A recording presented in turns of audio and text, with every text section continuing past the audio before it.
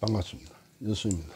오늘부터는 그 예문관 직제학으로 다시 출사를 해가지고 다시 은퇴하기까지, 출사는 50년이고 은퇴가 51년이죠. 이거를 제가 5번으로 나누어서 설명을 드리기로 하겠습니다.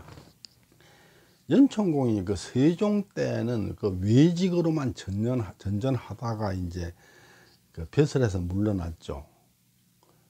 남은 부사에서 물러났는데 그때는 아무도 관심이 없었어요. 그뭐 은퇴하는 줄도 몰라. 왜냐 63살 먹은 늙은이가 이제 뭐 외직으로만 전전하다가 그만둔다 그러니까 뭐 그런가 보다 그랬었죠. 그랬다가 이제 문종이 즉위를 하면서 은일이란 거 뭐냐면 숨어 사는 선비를 그 벼슬에 데리고 오는 거죠. 숨어 사는 선비로서 다시 출사를 해요. 그래가지고 한 20개월 일하시다가 이제 그만두셨는데, 20개월은 상당히 짧은 기간인데 그 기간에도 예문관, 직제학, 춘추관, 기주관, 공원, 참시관 이런 걸 지내면서 기록에 남는 많은 역할을 하셨어요. 거기에 대해서 한번 살펴보도록 하겠습니다. 오늘은 첫 번째 시간입니다. 예문관 직제학 재출사와 재은퇴. 남원부사 은퇴와 존량루를 정리를 해보면은 출세길 막힌 63세 노인이 남원부사에서 은퇴를 했는데 당시는 아무도 거기에 대해서 관심 있는 사람이 없었어요. 뭐 그런가 보다 그랬죠. 그런데 이제 거기서 존심양성을 실천하면서 엄청난 명성을 얻게 되는 거죠. 그래서 존량루가 성리학자들의 탐방 명소가 되었어요. 그런데 이제 그런 저명인사, 말하자면 이제 존심양성을 실천하던 사람이 그 존량루를 지어놓고 있었는데 뱃을 나온 지 한 20개월 만에 내 다시 내려가서 존량루에 가서 존심양성 해야겠다. 요러되니까 이게 엄청난 시너지 효과가 나면서 역사적인 사건이 되어버리는 거죠. 실제로 철학적인 관점에서 본다면은 이 남원부사 은퇴가 더 대단한 것인데 그때는 아무도 주목하지 않다가 그리 한번 했던 사람이 나왔다가 다시 물러날 때 그 시너지 효과가 나면서 대단한 사건으로 이렇게 됐다, 그렇게 말할 수 있겠습니다. 연천공의 재출사는 1450년 2월 22일 날 문종이 즉위를 해요. 세종대왕이 돌아가셨는 거예요. 그러니까 새로 임금이 즉위를 하니까 이제 다른 요즘 말로 말하자면 개각을 하는 거죠. 개각을 하면서 은일, 숨어 있는 선비를 찾아서 채용을 하는 거예요. 그래가지고 이제 예문관 직제학으로 출사하는데 정삼품이죠. 그래가지고 춘추관, 기주관, 공원, 참시관 이런 걸 지냈어요. 그리고 한 20개월쯤 뒤에 1451년 10월 29일 날 은퇴를 했어요. 그러니까 문종이 2월 22일 날 즉위를 했으니까 아마 대개 한 3, 4월쯤 벼슬에 나가셨겠죠. 그러니까 2월 22일 날 즉위했으니까 즉위하자마자 은일을 부는 건 아니니까 아마 3월 중에 은일로 채용이 될 수 있겠죠. 빠르면은 3월, 늦으면 4월. 그러면은 그게 1450년에 한 벼슬사를 8개월, 9개월, 8, 9개월 했고, 이제 1451년에 10월 말일 날 은퇴를 했으니까 이게 10개월이잖아요. 그러면 대충 한 18개월에서 19개월 벼슬사를 했다, 이렇게 볼 수 있겠죠. 수사관이라는 것은 그 역사책을 편집하는 일을 맡았던 관리들의 명단이에요. 이분들이 역사책을, 이 고려사를 편집했다 하는 얘기인데, 여기 보면 유명한 사람 많아요. 뭐 신숙주도 있고, 여기 보면은 뭐 김예몽도 있고, 이해도 있고, 양성지도 있고 많아요. 여기 보면은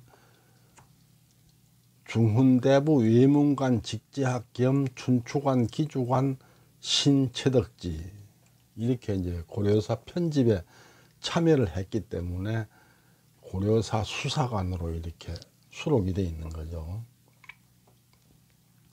그 다음 공원 참시관을 지냈어요. 1451년에 신미 대중광시가 있었는데, 대중광시라는 게 뭐냐면 이 중광시라는 것은 나라에 경사스러운 일이 있을 때 그 경사를 축하하는 목적으로 벌리는 과거를 중광시라 그래요. 근데 대중광시라는 거는 이제 좀 크다 이거지. 그건 뭐냐면 문종의 즉위를 축하하는 과거였죠. 참시관을 여기서 참시관을 하셨는데 과거 시험을 관리하는 시험관이에요. 근데 이때 이제 그 공원을 예조에 하나, 성균관에 하나, 한성부에 하나 이 세 개의 공원을 설치를 했었어요.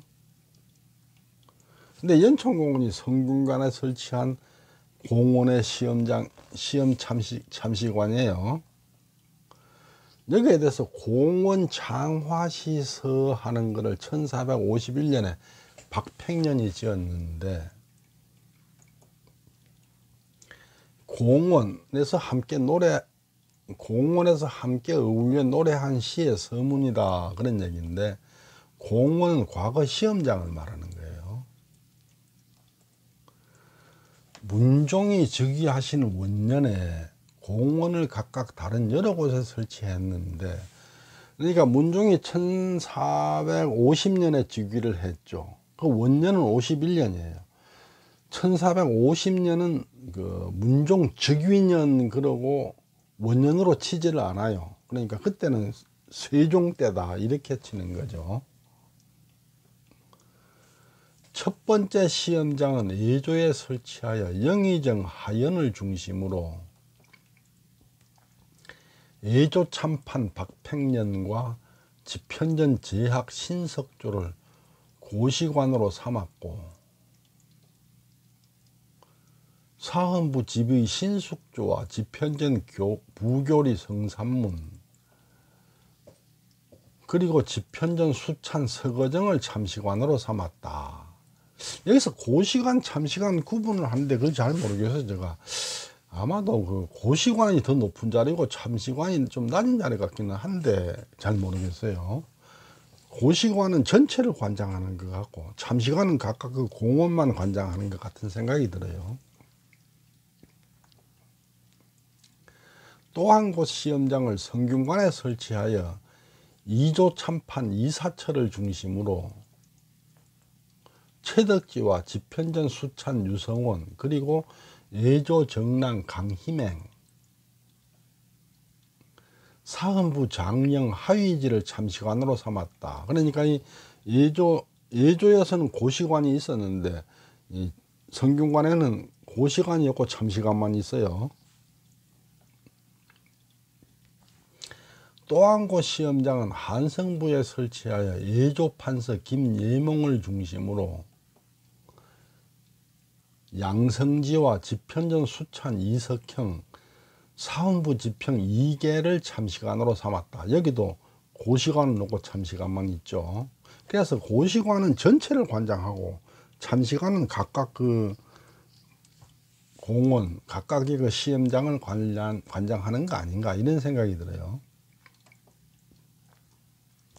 그날은 음력 3월달인데 올해 내리던 비가 처음으로 개어서 날씨가 맑고 활창했는데, 유사가 왕명을 받들어 술과 과일을 가지고 와서 나누어 주었다. 유사라는 건 당직자예요. 그 일을 책임지는 사람. 이때 그 술을, 임금이 내려주는 술을 선운이라 그러죠. 건물 앞에 연못이 하나 있는데 수백 평 남짓한 목가에는 경복궁에 수백 평 되는 연못이면 아마 이게 그 경회루 부근 어디 아닌가 이런 생각이 들어요. 지금 경복궁 보면은 연못이 수백 평 되는 연못이 경현루 부근밖에 없죠. 아마 경현루 부근 아니겠. 수백 평 되는 연못이 그 경복궁에 경현루밖에 없죠. 아마 경현루 부근 어디 아닌가 이런 생각이 들죠. 버드나무 몇 그루가 서 있고 꽃이 활짝 피어 매우 아름다운 아침이었다. 영의정을 비롯한 우리는 서로 마주보고 절을 한 다음 연못가에서 술을 마셨다. 이게 뭐 엄청나게 길게 적혀 있는데 경태 2년 1451년 3월 가선대부 예조 참판 겸 세자 자빈객 경연 참창관 박팽년이 지었다. 그래서요. 연총궁의 그 공원 장화시를 보면은 이게 지금 그 합경당 영암 합경당에 전해오는 문헌이에요. 이게 연총궁 친필이라고 전해오는데 진짜 친필인지는 제가 검증할 능력이 없습니다. 근데 여기 보면은 연총궁이 지은 그 시가 있어요. 뭐 아래 위로 세수가 없어졌다 그랬는데 이게 이 내용하고 똑같아요. 이게 지금 보면은 여기 이렇게 있고 또 이게 또 보면은 여기 이렇게 있고 또 이게 보면은 여기 이렇게 해서 많이 훼손됐는데 아마 훼손되고 요것만 남은 거가 여기에 수록된 거 아닌가 이렇게 보여요. 그 내용을 보면은 북쪽 국경에서 전해오는 소식이 급한데 방울처럼 늘어뜨린 말굴레 소리가 요란하다. 그리고 이제 위아래로 세구가 없어졌다. 전해오지 않는다 이런 얘기죠. 연총궁의 제출사는